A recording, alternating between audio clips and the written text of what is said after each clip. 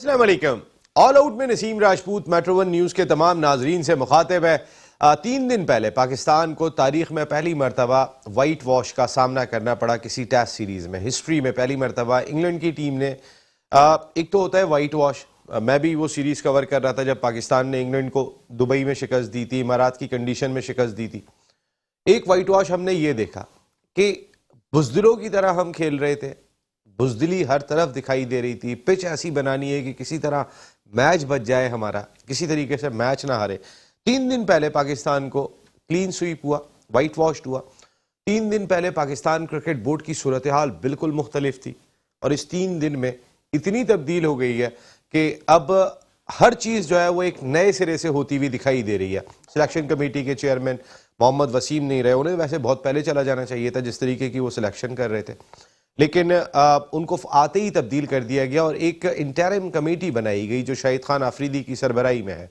उसमें अब्दुल रज़ाक भी हैं, उसमें राव इफ्तिखार अंजुम भी हैं और उसके कन्वीनियर फॉर्मर टेस्ट क्रिकेटर हारून रशीद हैं। उस कमेटी का क़याम अमल में लाया गया था जो आज क्रिकेट बोर्ड का इजलास हो रहा था तकरीबन 4 बजे। 4 बजे के करीब ये खबर आती है कि शाहिद खान आफरीदी की सरबराही में मैनेजमेंट कमेटी ने एक सिलेक्शन कमेटी बना दी है और उससे 3 घंटे के बाद एक नई खबर आती है कि जो 15 रुकनी स्क्वाड मोहम्मद वसीम ने अनाउंस की थी न्यूजीलैंड के खिलाफ टेस्ट सीरीज के लिए, उसमें 3 खिलाड़ियों को शामिल कर दिया गया।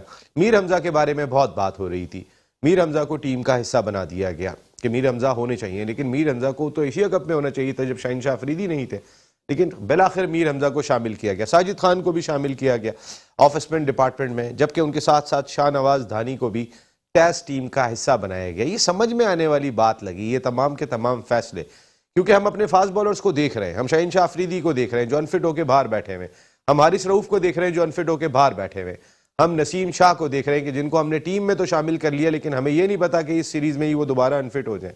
ये हमारे फास्ट बॉलर्स का हाल है। नेक्स्ट ईयर हमने इंडिया में जाके वर्ल्ड कप खेलना है, हमें अपने फास्ट बॉलर्स को अलहदा करना होगा। हमें इन 3 फास्ट बॉलर्स को जिनको मौका ही नहीं मिलता पाकिस्तान में फर्स्ट क्लास क्रिकेट खेलने का, क्योंकि वो नेशनल ड्यूटी पे इतना ज्यादा होते हैं, तो उस सूरत में जब उन्हें प्रैक्टिस ही नहीं है तो हम उन्हें मैदान में उतार के क्या जख्मी करेंगे। इन पिचेस के ऊपर वुड बॉलिंग कर सकते हैं, रॉबिन्सन बॉलिंग कर सकते हैं, स्टोक्स 11 ओवर का स्पेल कर सकते हैं। यहाँ पे एंडरसन 40 ओवर में बॉलिंग करने के बाद अनफिट नहीं हुए, लेकिन हमारे बॉलर्स अनफिट हो गए। कई सारे क्वेश्चन मार्क हमें अपनी टीम के हवाले से दिखाई देते हैं। वो तो हमारी कंडीशन में नहीं खेलते, इन डेड पिचेस पे तो उन्होंने कभी भी बॉलिंग नहीं की, लेकिन आप देखें वो किस तरीके से परफॉर्म करके गए यहाँ पर और अपनी टीम को सीरीज जिता के चले गए। कोई अनफिट नहीं हुआ, लेकिन उनकी वर्कलोड मैनेजमेंट नजर आई। एक मैच में उन्होंने वुड को आराम दिया, एक मैच में उन्होंने एंडरसन को आराम दिया। वो एक तरीके के साथ अपनी क्रिकेट को लेके चल रहे ताकि उनके खिलाड़ी अनफिट ना हो। हमारे यहाँ तो सिस्टम ही दिखाई नहीं दे रहा किस अंदाज से चल रहा है। खैर, नजम सिटी की सरबराही में अब 14 रुकनी मैनेजमेंट कमेटी ने चार्ज संभाल लिया। रमीज राजा साहब जा चुके हैं, उनका राज जो था पाकिस्तान क्रिकेट बोर्ड में वो इख्तिताम पजीर हुआ और बाबर आजम को मेरा ख्याल है आज एक बड़ा पैगाम चला गया कि ये टीम 2 लोगों की नहीं है, यहाँ दोस्ती यारियां अब नहीं चलेंगी।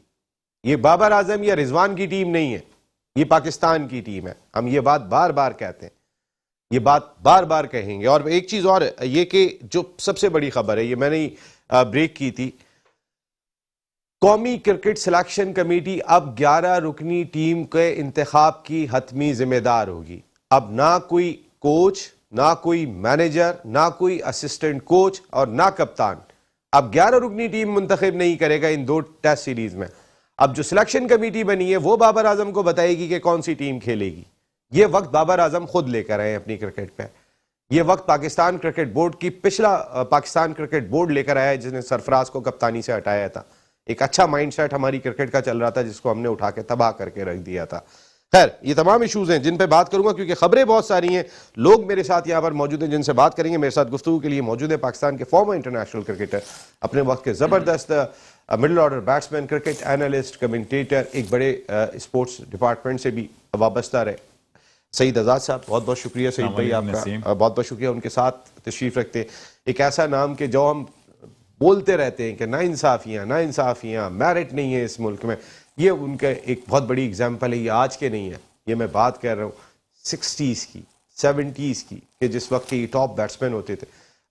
आज भी इनका वर्ल्ड रिकॉर्ड है 350 रन कायद आजम ट्रॉफी के फाइनल में स्कोर करना, PWD के कप्तान, कई डबल सेंचुरीज स्कोर की।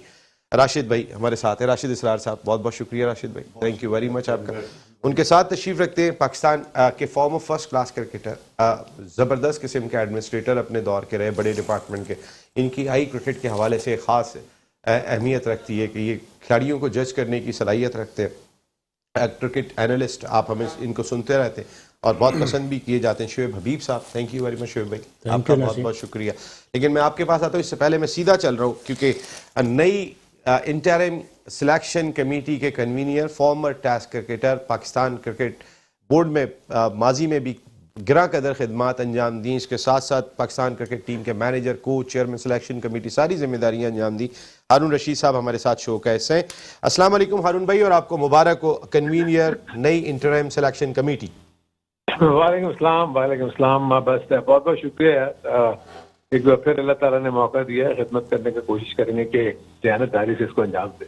आमीन इंशाल्लाह। हारून भाई, कई साहब, मुझे पता है कि इस वक्त आप एक मीटिंग में बैठे हुए, मैं आपका ज्यादा टाइम नहीं लूंगा। आज ही नई इंटरिम सिलेक्शन कमेटी बनी, आज ही 3 खिलाड़ियों को आप लोगों ने शामिल कर लिया, ये क्या चीज है?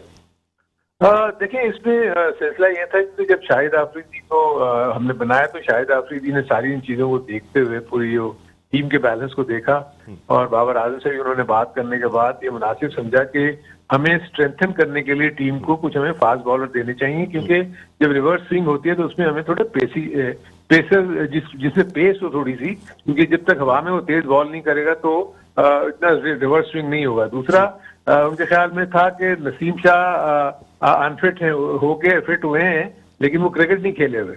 सो ये वो 2-3 चीजें थी कि हम ऐसे प्लेयर्स को जो कि ऑलरेडी खेल भी रहे हैं, ताकि कैप्टन के पास ज्यादा मवाद मौजूद हो कि जब वो सिलेक्ट करने जाए अपने 11 तो उसमें देख लेंगे कौन सा प्लेयर उनके लिए ज्यादा सूटेबल साबित हो सकता है।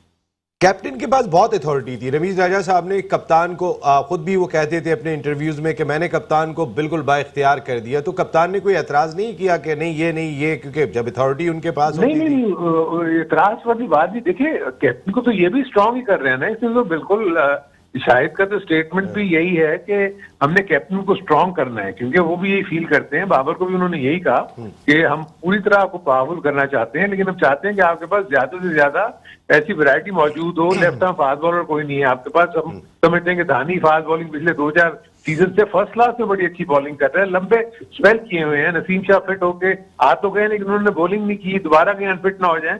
तो हम ये चाह रहे हैं कि आपके पास ये ऑप्शन रखें और आप पिच देखने के बाद हम फिर इसको फैसला करेंगे। दूसरा ये कहा उन्होंने कि क्योंकि लेफ्ट आर्म बैट्समैन ज्यादा है इंग्लैंड के पास, तो हमारे पास कोई वो नहीं है, ऑफ स्पिनर नहीं है, तो इसलिए ऑफ स्पिनर को भी रख लें।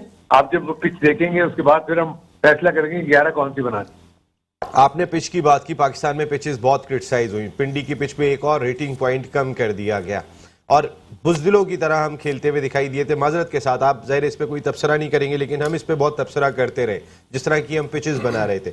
अब जो न्यूजीलैंड के खिलाफ 2 टेस्ट मैचेस खेले जाएंगे, यहाँ कुछ लाइवली पिचेस होंगी? देखिए, मसला ये है कि तो आपको पता है कि हम बहुत ही लेट ये मैनेजमेंट कमेटी बनी है और आपको पता है पिच बनने के लिए कम से कम आपको 1 से 1.5 हफ्ता चाहिए होता है अगर आपने जो भी अच्छी सपोर्टिंग पिच बनानी है।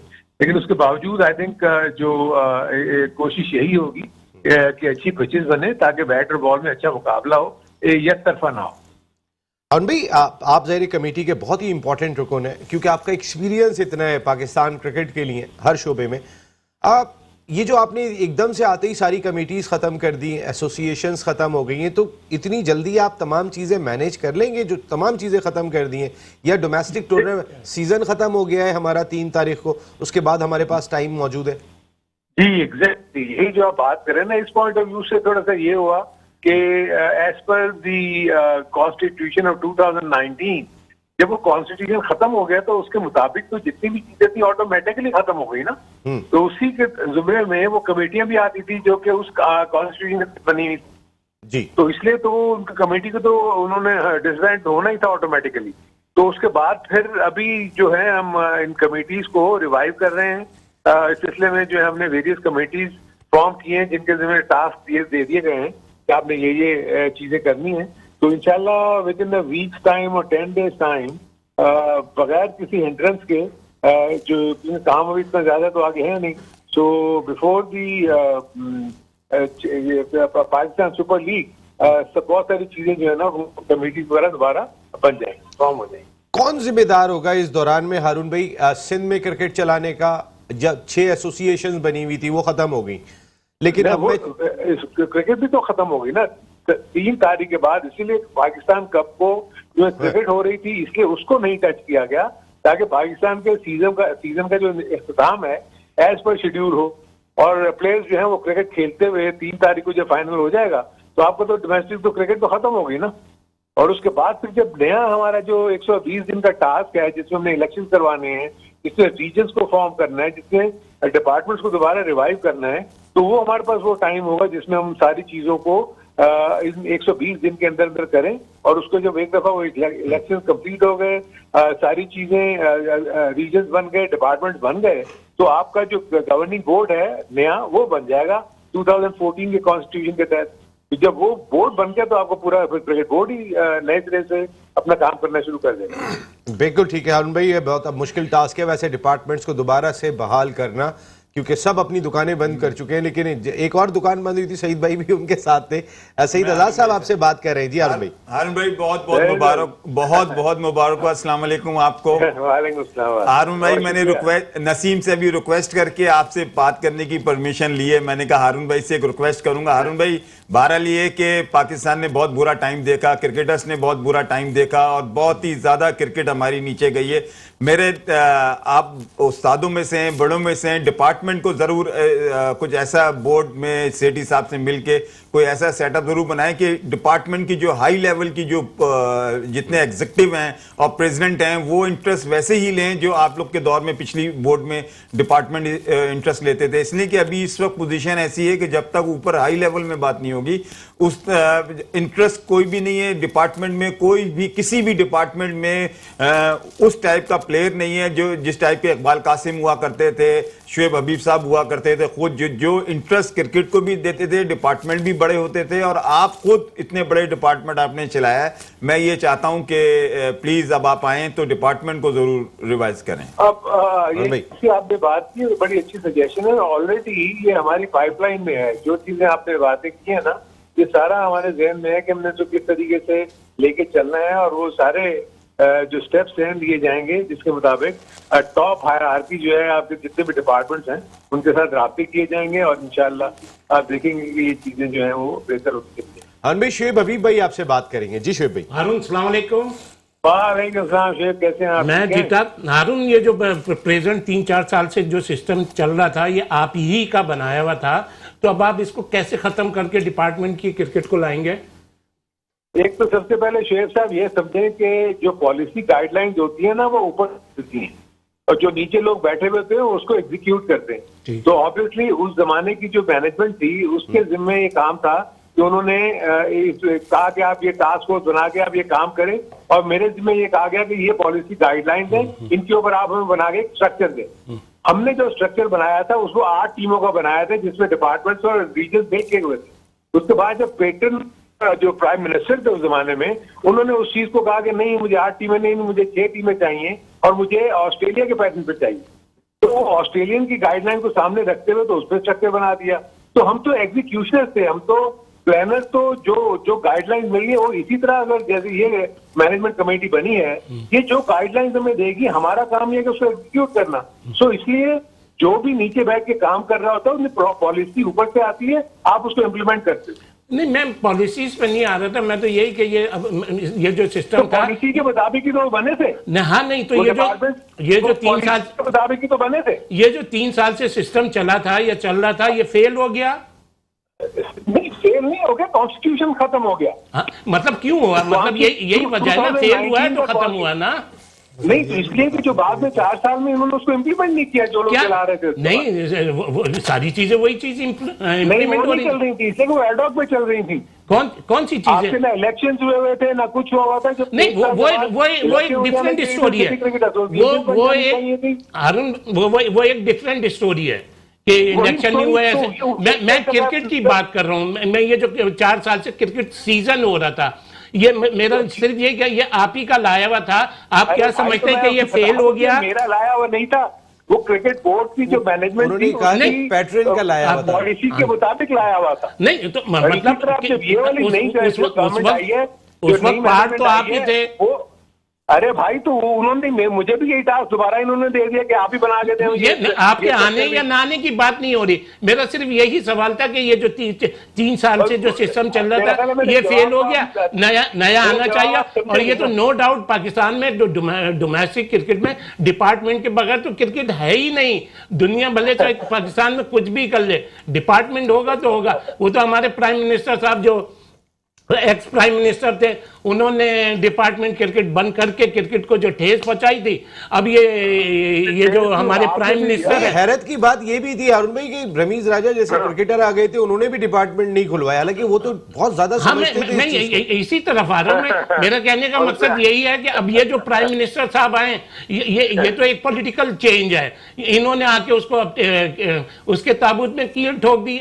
ये जो सिस्टम हुआ है उसमें ना मैं रमीज के लिए कह रहा हूँ ना मैं सेठी साहब के लिए, ये क्रिकेट और क्रिकेटर के साथ ज्यादती हुई है। आपके तो माशाल्लाह दोनों के साथ अच्छे ताल्लुकात हैं। नहीं देखिए बात सेठी साहब के साथ भी किया हुआ है। मैं अच्छे ताल्लुकात की बात ही, मैं अच्छे और बुरे की बात ही नहीं कर रहा। मैं सिर्फ ये पूछना चाह रहा था कि ये सिस्टम आप ही का लाया हुआ था, ये फेल हो गया, अब दोबारा हम उसी तरफ आ रहे हैं, ये पूछना चाह रहा था।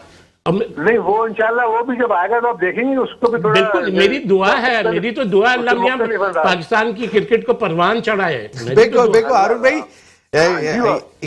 Thank you very much Arun भाई एंड गुड लक। आप लोग इंशाल्लाह बेहतर काम करें, कुछ बहादुर कर दें यार हमारी टीम को, बस इतना कर दें। और मुबारक हो अरुण भाई, राशिद हारून भाई आपकी मुबारकबाद जरूर शो में चली गई होगी, वो जरूर सुन लेंगे। राशिद इसरार भाई भी आपको मुबारकबाद दे रहे थे हारून भाई एंड गुड लक। आप कुछ बहादुर कर दें। सईद भाई सबसे बड़ी चीज बहादुर हो जाए।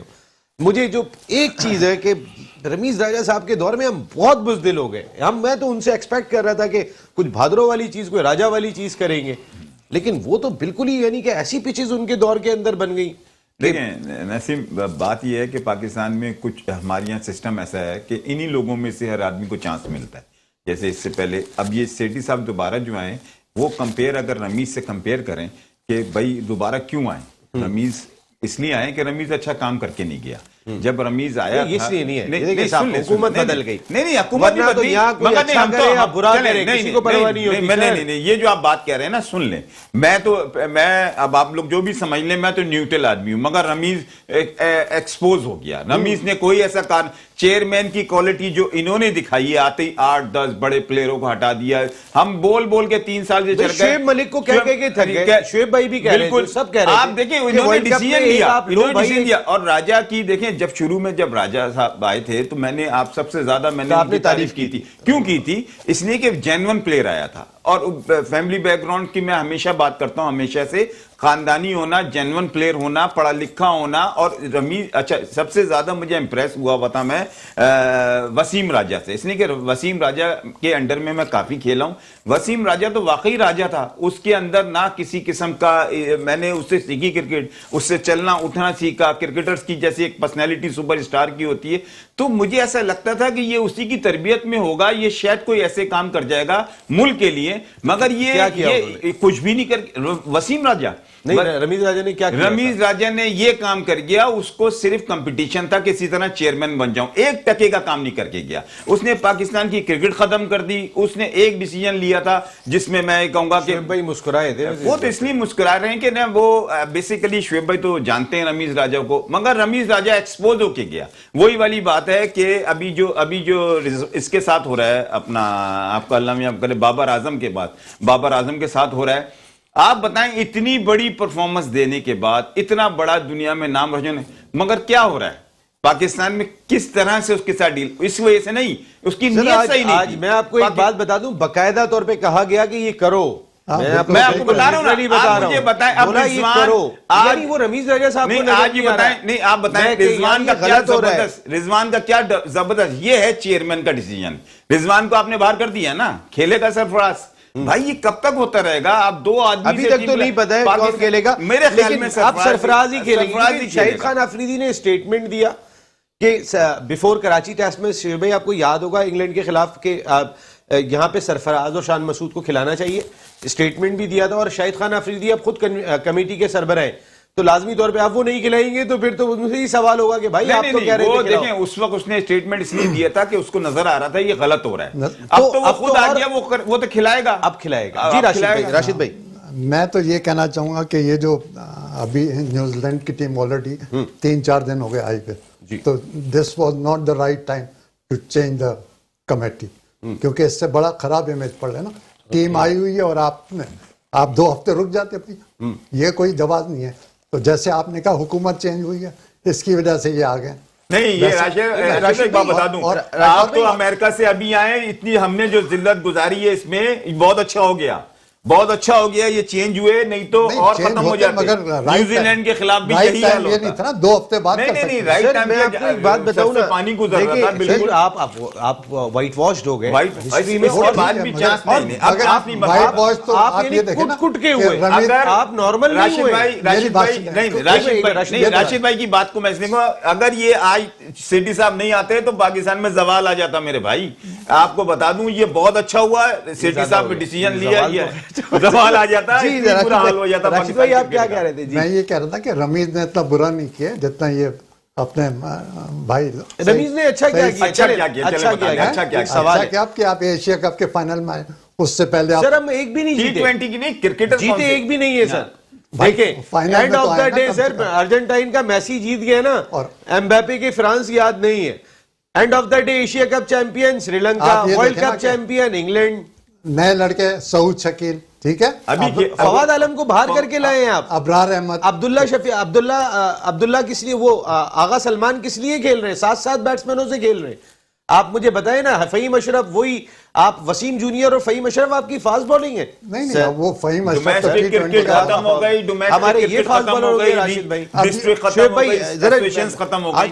आज कुछ लाइट नहीं आ रही है पूरी तरीके से, कुछ देखो उदास लग रहे हैं मुझे। एक्चुअली पता क्या है, बात यह है कि मैं बोलूंगा तो फिर मुझे पूरा मौका देना बहुत शॉर्ट अच्छा, मैं एक सेकंड, मैं ब्रेक ले रहा हूं, फिर आपसे यहां से बात करूंगा। स्टार्ट पूरा आपसे मौका लूंगा। देंगे तो मैं जी, बोलूंगा नहीं बहुत सारी चीजें चेंज हो गई हैं और पाकिस्तान क्रिकेट, अल्लाह करे कि कोई बेहतरी की जानिब जाए। मैं फिर बार बार कहता हूं एक बात, पाकिस्तान में क्रिकेट एक खेल नहीं है। इस मुल्क में लोगों के पास कोई इंटरटेनमेंट नहीं है। चलो से आपके जितने भी है, चमन से लेके खैबर तक, ये सब लोग सिर्फ एक क्रिकेट खेल की वजह से जो है वो पाकिस्तान जिंदाबाद कर रहे होते हैं। इसलिए इस खेल की इज्जत करें। इस खेल के लिए चाहे सेठी साहब आ गए रमीज रजा साहब की जगह, ये बुजदिल कौम नहीं है, हम बुजदिलों की तरह खेल रहे हैं। इसको सबसे पहले दूर करें। एक ब्रेक ले रहा हूं, वापस आता हूं तो शोएब हबीब साहब से ही आगाज करेंगे। ऑल आउट में एक मरतबा फिर आपको खुश आमदीद कहते हैं। शाहिद खान आफरीदी ने आज बात ये कही कि सामने वाली टीम को ऑल आउट करना है, इसलिए हमने बॉलर्स को शामिल किया है, क्योंकि 20 खिलाड़ी आउट भी करना होते हैं कोई टेस्ट मैच जीतने के लिए। हम 7 बैट्समैनों के साथ मैदान में उतरते रहे, बुजदिलों की तरह। पूरी इंग्लैंड की सीरीज, उससे पहले ऑस्ट्रेलिया की सीरीज खेली। शोएब भाई, आप जरा थोड़ा सा, ये जो नई कमेटी आई है, मैनेजमेंट कमेटी आती, फिर इंटरिम सिलेक्शन कमेटी आ गई, प्लीज। देखो नसीम, टाइम बहुत कम है, थोड़ा सा प्लीज मेरी जी रिक्वेस्ट शोएब है, भाई, मौका दे आप दीजिए। कोई नहीं बोल रहा, आप सुने जी, सुन रहे हैं। देखिए, हमारे एक्स प्राइम मिनिस्टर साहब इमरान खान साहब ने इस डिपार्टमेंट क्रिकेट को बंद करके मतलब एक बर्बादी कर दी थी। अच्छा, उसके बाद ये जो हमारे ये प्राइम मिनिस्टर हैं शहबाज शरीफ साहब, शहबाज शरीफ साहब, इन्होंने उस पर कील ठोक दी। उसमें मतलब ये क्रिकेट क्रिकेटरों का खेल है, मेरा किसी से इख्तलाफ नहीं। मतलब अगर ये लाना था तो क्रिकेटर ही को लेकर आते, क्रिकेटर ही को लेकर आते। अच्छा, अब दूसरी चीज जो ये है, अभी जैसे क्रिकेट बोर्ड का सरबरा कह रहे हैं आप, हैं? क्रिकेट बोर्ड का सरबरा कह रहे हैं आप। मैं अच्छा, क्योंकि ठीक है। क्रिकेट में पॉलिटिक्स नहीं होनी चाहिए, ये एक पॉलिटिकली चेंज है।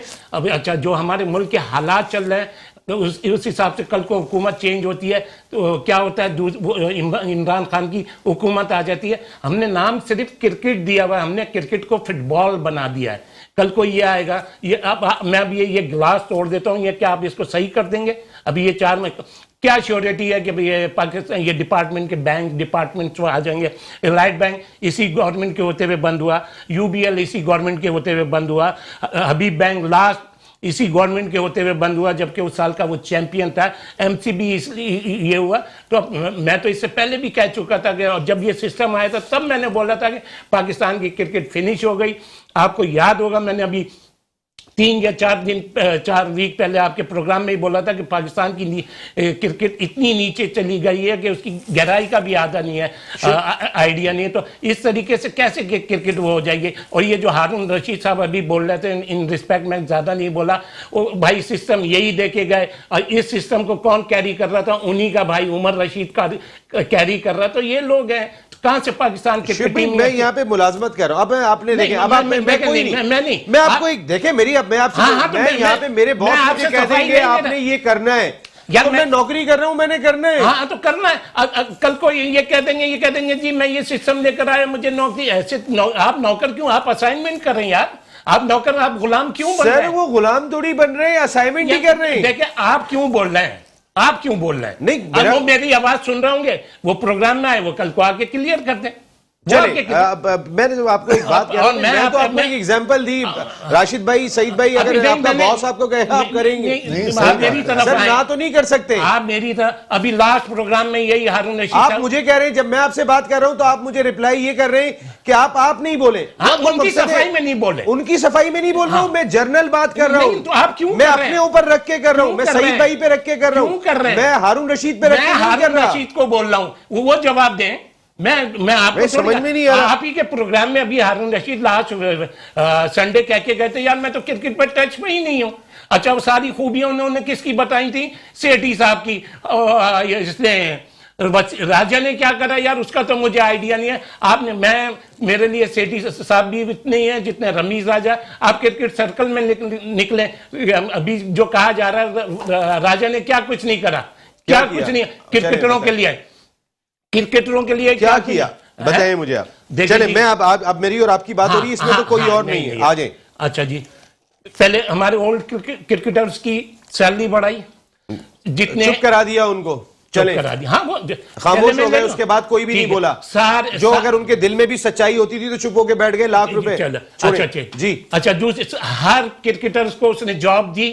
कौन से क्रिकेटर को जॉब दी? रिटायर्ड क्रिकेटरों को। कौन से क्रिकेटर को जॉब दी? ये सारे ये जो कोचिस वगैरह, जरा रिटायर मुझे बता दे, कौन से रिटायर को जॉब दी? नहीं रिटायर, ये तो एहसान मानी के दौर में मिली है सर। एक मिनट, हाँ अभी फौरन के फौरन नहीं आप दे दे। ये जितने भी कोचिस आए हैं ये सब एहसान मानी के दौर में और आए हैं। ये गुलाम अली वगैरह किसके दौर में आए? एहसान मानी के दौर में। ये महमूद हामिद किसके दौर में आया? एक महीने के लिए सीओ आया, चला गया, पीआईए से आया था 1 साल के लिए। उसने जॉबें तो दी, उसने पाकिस्तान के अंडर 19 के क्रिकेटरों को वजीफा दिया। मतलब वजीफा क्या दिया? लोग तो ये कह रहे हैं कि आपने क्रिकेट ही बिगाड़ दी अपनी। वो आपकी नजर में है, लेकिन मैं बात कह रहा हूँ, देखिए शेख भाई, रमीज भाई, एक मिनट मुझे बोलने दे, फिर वो करिए। फिर ये जो सिस्टम आया, ये तो इसको विरसे में मिला था रमीज राजा को। रमीज राजा ये सिस्टम रमीज राजा ने क्यों नहीं चेंज किया? इमरान खान तो हट गए थे। हाँ, बहुत अच्छा सवाल है। यही चीज अगर ये हमारे प्राइम मिनिस्टर को चाहिए था कि रमीज को कहता, यार रमीज हम ये सिस्टम लाना चाहते हैं, अगर आप ये सिस्टम चला कर सकते हैं तो कैरी करें, नहीं तो thank you very much. Prime minister ने कितने अरसे पहले साइन किया था डिपार्टमेंट की समरी पे? सुने इसमें नहीं, 1-1.5 महीना हो गया। अच्छा, अब 2 महीने हो गए। अच्छा, 2 महीने तक भी चेयरमैन क्रिकेट बोर्ड इंप्लीमेंट नहीं करा रहे। दूसरी चीज आ जाओ। मतलब इस चेयरमैन के दौर में अब उसका एशिया कप का फाइनल खेला, आप वर्ल्ड कप का, आपको ये 3-0 हुआ। ये तो हम भी बैठ के बोल रहे थे कि यार ये हमारी मैनेजमेंट सही नहीं है, हमारी सिलेक्शन सही नहीं है। मैनेजमेंट सही नहीं है, सिलेक्शन सही नहीं है, तो आप कभी हाई परफॉर्मेंस सेंटर को कहते हैं, कभी मैनेजमेंट को कहते हैं, कभी कप्तान को कहते हैं। जो चेयरमैन क्रिकेट बोर्ड उनको लगाने वाला है उसके बारे में आप कोई बात नहीं करते। मेरे से सवाल कर रहे हैं ना जी, आपसे कर रहा हूं। क्या कह रहे हैं आप? मैं कह रहा हूं आप कभी कोचेस को कहते हैं, कभी कप्तान को कहते हैं, कभी जो है वो हाई परफॉर्मेंस सेंटर को कहते हैं, तो नहीं कहते तो आप चेयरमैन को नहीं कहते जो इनको लगाने वाला है। उन्होंने हटाया क्यों नहीं? अच्छा, बिल्कुल। अभी ये आते ही कौन लोग हटे हैं? कौन हटाया? आपका सिलेक्टर ही हटा ना। आपकी किसमें? रमीज राजा साहब ने नहीं हटाया। इन्होंने, मतलब वो तो रमीज ने गलती करी, तो ये माने ना आप। तो ये तो कह रहा है मैं आपको। और ये बात देखिए, रमीज भाई की जो सबसे बड़ी गलती थी ना, मैं आपको नहीं, आप रमीज भाई ने अपनी टीम ही नहीं बनाई। अब रमीज की आप खामियां बताएं चले। मैं आपको बताता हूं। हाँ? रमीज राजा साहब ने अपनी टीम नहीं बनाई। रमीज राजा साहब ने जितनी चेयरमैनशिप की वो बैठ के, देखो ये तो जवाब मैं दे चुका हूं ना। ये रमीज मैं आपको की टीम ही नहीं थी। देखिए, रमीज राजा साहब ने पहली प्रेस कॉन्फ्रेंस की, सबसे बड़ा नुक्ता उठाया पिचेस। आज भी पिचेस जो बन रही हैं वो आप उठा के देखें। ठीक है, उन्होंने कहा कि जी मैं जो है वो पोर्टेबल पिचेस लेके आऊंगा ऑस्ट्रेलिया से। उन्होंने आरिफ हबीब साहब से 34 करोड़ रुपए लिए और उसके बाद उन्होंने ये कह के मना कर दिया कि 1 अरब रुपए की तो फ्लाइट आ रही है उन पिचेस को लाने के लिए। तो इसमें- आपकी कैलकुलेशन पहले नहीं थी? नहीं तो इसमें सुने। क्या कौन सी बुराई है? ये नहीं, अरे ये आपको बुराई नहीं दिखाई दे रही क्या कि बुराई? आपने एक नहीं, मेरी तरफ आए, इधर उधर अच्छा ना जाए। एक शख्स से आपने 34 करोड़ रुपए लिए कि मैं पोर्टेबल पिचेस ला रहा हूं as a chairman Pakistan cricket board. ठीक है। आपने डिसीजन लिया, आपने कॉन्ट्रैक्ट कर लिया। ठीक है। उसके बाद क्या होता है, आप वो पैसा 6 महीने के बाद वो सुने। पैसा कहीं यूज हुआ? सर मैं पहले मेरी बात तो सुन ले। पैसा तो क्रिकेट नहीं तो बोर्ड के पास आप बहुत है। वेट इस पे दे रहे हैं कि वो पैसा लिया नहीं होगा। मैं कह रहा हूं आप पिचेस लाए, आपने कहा उसके बाद एक ऑस्ट्रेलिया की पिच बनाएंगे जी। हाँ। ये अब हमारी पिचेस पे गेंद यहां से ऊपर नहीं आ बिल्कुल रहा, ये हम गलत है। पिचेस बना रहे हैं। हाँ, ये गलत है। उन्होंने अच्छा चले नंबर 2 आप अच्छा, जो- किसी चेयरमैन का काम है कि पिच बनाए? ये तो स्टाफ होता है। चेयरमैन की अरे चेयरमैन ये चेयरमैन कोई आरिफ अली भाई खान क्रिकेट की अब्बासी बात नहीं कर रहे हैं यार, है। थोड़ी ये सी चेयरमैन कोई सर मेरी बात सुने, ये नजम सेठी नहीं है, ये जका अशरफ नहीं है, ये आरिफ अली खान अब्बासी नहीं है, टेस्ट ये मैच जनरल की बात तौकीर कर जिया नहीं है। ये फॉर्मर क्रिकेटर है सर, फॉर्मर कैप्टन है, ये 1992 वर्ल्ड कप के हीरो हैं। इनको पिच का नहीं पता, इनको खिलाड़ियों का नहीं पता। आप कौन सी बात कर रहे क्या हैं नहीं पता, पिचों का नहीं पता। सर? आप खिलाड़ियों बताएं ना, का आप नहीं- शुएब मलिक की बात कर रहे थे, आप सब बैठ के हाँ, कर रहे हाँ। थे कि वर्ल्ड T20 में भेजो हमें, मिडिल ऑर्डर में इतनी बड़ी कमी। अच्छा सुने, रमीज राजा साहब ने जब चार्ज संभाला, आपको याद होगा इमारात के अंदर वर्ल्ड T20 था, उस वक्त टीम में ना शुएब मलिक थे ना मोहम्मद हफीज थे। रमीज राजा साहब ने चेयरमैन बनते ही उन दोनों को इन किया। उसके बावजूद जब उन्होंने देख लिया 1 साल के बाद हमारी मिडिल ऑर्डर बैटिंग नहीं बन रही है, जब वो चेयरमैन थे उनके पास अथॉरिटी थी, वो ला सकते थे, वो नहीं लेकर आए। उन्होंने पूरा एक आपको सिलेक्शन कमेटी दी, उन्होंने कप्तान पावर दी, उन्होंने कोचेस दिए, और ये जो अभी कहा जा रहा है ना 11 की टीम भी वो सिलेक्शन कमेटी देगी, ये डिक्टेटरशिप है, ये क्रिकेट नहीं है। ये डिक्टेटरशिप है, ये क्रिकेट नहीं है। शुएब भाई का बहुत बड़ा पॉइंट है कि अगर वो क्या फिर बाबर के ऊपर क्या कोई डिक्टेटर आ रहे, ये भी एक बहुत बड़ा सवाल दाई देता है। ये डिक्टेटरशिप है? मेरे ख्याल में इससे पहले बाबर ये डिक्टेटरशिप है या नहीं है? इसे उन्होंने इस हद तक पहुंचाया तो ऐसा किया ना। अब रमीज राजा ने 2 आदमी पे क्रिकेट छोड़ दी, पाकिस्तान की क्रिकेट। उसके अलावा सर, बाबर की इतनी अथॉरिटी होती है कि कोचिस की नहीं अब होती, ये तो अभी उन्होंने बाहर होंगे कोचिस अब मुझे बताएं बाबर की अगर डिक्टेटरशिप नहीं होती, बाबर इस तरह से नहीं कर रहा होता, ये 2 आदमी पूरी पाकिस्तान की क्रिकेट को तबाह नहीं करते, अपनी मर्जी से क्रिकेट नहीं खिलाते, तो अब जाके टीम बनेगी, अब बड़े प्लेयर लेके आए। मैं आपको एक चीज बता, बाबर से बड़ा कप्तान कोई नहीं, अच्छा बाबर से बड़ा ये नहीं। नसीम भाई मेरी बात सुन ले। लोग ही कहते हैं, और नसीम लोग- भाई आपने कब कहा? नसीम भाई मेरी बात सुन ले, आज तो थोड़ा मैंने इनका नाम यहाँ तो कब मौका लिया? नहीं तो मिलता। आपने किसका नाम अच्छा लिया? सुने नसीम भाई, अपने प्रोग्रामों में- आज इतने बड़े प्लेयर को इतनी बड़ी जिल्लत मिल रही है, नियतों का फर्क है। पाकिस्तान इमरान खान को आज तक लोग क्यों याद करते हैं कप्तानी में? इसलिए याद करते हैं कि उसने पाकिस्तान के लिए किया। सईद भाई, तो पाकिस्तान की क्रिकेट को तबाह इमरान ने कर दिया। और आपका बाबर लफ्ज आजम क्या ने था? क्या जो आप- डिक्टेटरशिप। डिक्टेटरशिप, ये बहुत बड़ी सही भाई मैं मेरी कहा आप बहुत लोगों अच्छा से किया। रिक्वेस्ट है, इतने कल आज इतनी देखिए, बात नहीं हो सकी। ये डिक्टेटरशिप नहीं, बहुत बड़ा नसीम, लफ्ज एक है। चीज क्या बताओ। डिक्टेटरशिप आ रही है पाकिस्तान क्रिकेट में? मैं कहता हूं ऐसे क्रिकेटर होंगे तो लानी पड़ेगी। जब क्रिकेटर बैठ के टीम में डिक्टेटरशिप कर रहे बस होंगे तो ऐसे- बाहर से डिक्टेटरशिप यार, आनी पड़ेगी, वरना नहीं आती है। हमारे ही लोग मतलब पीछे जाएं तो क्या वो मेरी आप लोगों से रिक्वेस्ट है, ये बात कुछ थोड़ी सी इनकम्प्लीट रह गई है, बहुत बड़ी बड़ी तब्दीलियां हुई हैं। अगर आप लोग कल आएंगे शो में तो मुझे बहुत अच्छा लगेगा, क्योंकि मेरा यही पैनल होगा, ये डिस्कशन अधूरी रह गई, टाइम हमारा खत्म हो गया। लेकिन अगर आप लोग आएंगे तो मुझे बहुत अच्छा लगेगा। सईद भाई बहुत बहुत शुक्रिया, राशिद भाई thank you very much, and Shoaib भाई बहुत बहुत शुक्रिया, क्योंकि इस डिक्टेटरशिप पे मैंने कल भी बात करनी है। मैं फिर बात यही कहूंगा कि बाबर आजम क्या कर रहे थे? बाबर आजम क्या डिक्टेटर नहीं थे टीम के? बाबर आजम ने क्या कुछ नहीं किया? रिजवान 12 इनिंग से नाकाम चले आ रहे हैं। सब कह रहे थे कराची टेस्ट में खिला दो। जो नए आपके इंटरिम कमेटी के चेयरमैन सिलेक्शन कमेटी है, शायद अफरीदी भी कह रहे थे कि कराची टेस्ट में सरफराज को खेलना चाहिए, लेकिन उसके बावजूद आपने जो है वो नहीं खिलाया बाबर आजम। और उसके बावजूद मैं उस वक्त बैठा हुआ था उस प्रेस कॉन्फ्रेंस में जो बाबर आजम ने की थी जब वाइट वॉश हुआ था, जब बाबर आजम से सवाल किया गया था अबाउट सरफराज अहमद, तो रिजवान बहुत फॉर्म में, सरफराज कभी अभी टीम में आए, सरफराज की अभी पता नहीं कैसी है, सैफी भाई कह के निकल लिए। वो क्या कहना चाह रहे थे समझ में नहीं आया, लेकिन अब उन्हें किसी ने बताया है कि अब आपने ये करना है, और अब वो वही करते हुए दिखाई देंगे जब तक वो अपने आप को बेहतर नहीं करेंगे। एक ब्रेक, या आपसे इजाजत चाह रहा हूं, कल रात को 10 बजे आपसे फिर मुलाकात हो रही है, इसी डिस्कशन को कंटिन्यू करेंगे। टिल देन अल्लाह ने के बाद।